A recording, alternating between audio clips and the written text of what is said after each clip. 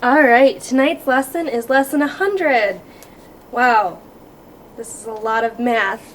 Okay, and today we are going to learn simplifying decimal numbers. So when we write numbers, we usually write them in the simplest form. You know, when we have to take improper fractions, and I always say make sure you reduce them. To simplify a number, we change the form of the number, but we do not change the value.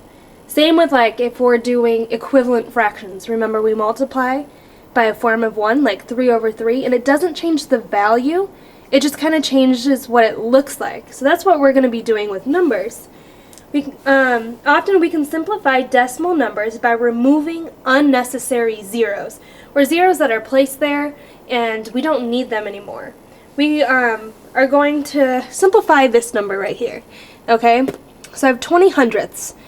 And what I can do, I'm going to keep my 0 in the front because that shows that, you know, I'm dealing with a fraction or less than 1. But that 0 right here, I have 0 in my 10, I have 2 in my tens column and 0 in my hundredths column. I don't need that 0 there. So if I were to rewrite this, I could just write 0 and 2 tenths. I don't have anything in my hundredths, so I don't need that 0. So that is more of a simplified way to write 20 hundredths or 2 tenths. Okay, and this is a very big, the first box I wrote, it's a big thing that we need to always remember is we can remove zeros from the front of whole numbers and from the back of decimal numbers, okay?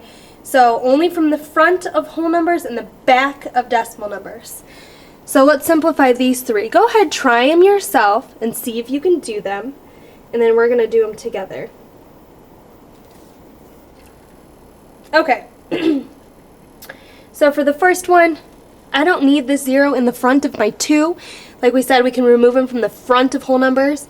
So I'm just going to write a 2, my decimal point. I have a 0 here, but I have a 1 after it, so I keep that 0. So this is in 1 hundredths. I don't need these two zeros because it's just showing that I have a 0 here in this place and a 0 here. So my answer should be 2 in 1 hundredths. Alright, and the next one, 20 and 0 in my tenths column. If you look down here at this box, it says a decimal point can be removed when there is no fraction part to a number. So no fraction part meaning there's nothing after my decimal point. So with that 20 and 0 hundredths, I can just write 20. Remove that 0 at the end in the decimal point. That's totally fine.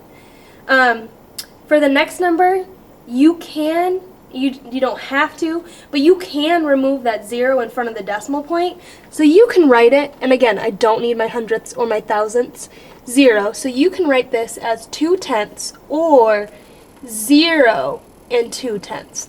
They both mean the same thing, and they're both simplified all the way. Sometimes you like to keep the 0 there just to remind you that it's a fraction, or you know, it's a part of something.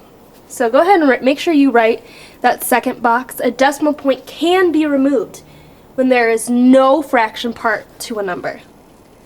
Alright, and the next one, example, says, Otis added 3 and 75 hundredths to 2 and 75 hundredths and found that the sum, or the answer to an addition problem, was 6 and 50 hundredths. Simplify that answer, or the sum. Alright, so they already did the adding for you, and they found his answer was 6 and 50 hundredths. How could you simplify that answer?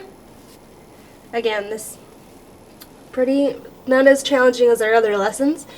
All we have to do, take out that unnecessary 0, and our answer should be 6 and 5 tenths. We don't need that 0. There's nothing in the hundredths column, so it's unnecessary. Now, if there was a number after our 0 in the thousandths place, then we would have to keep it. But right now we have 0, and it is unnecessary, so we can remove it. Alright, the next one. Attach a 0 to the end of 5 without changing the value of the number.